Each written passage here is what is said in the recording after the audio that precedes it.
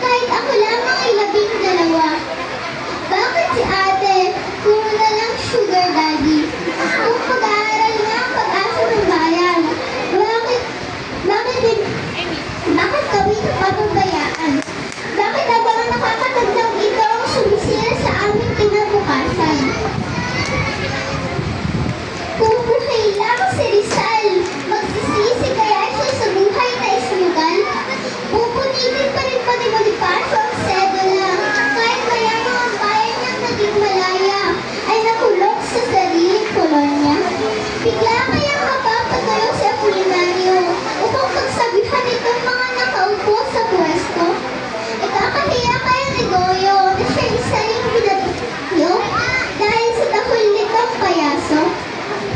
Panigurado, luluhan ng dugo dahil sa bayang ngayon nagbibigo. Kabataan na pag-asa ng bayan.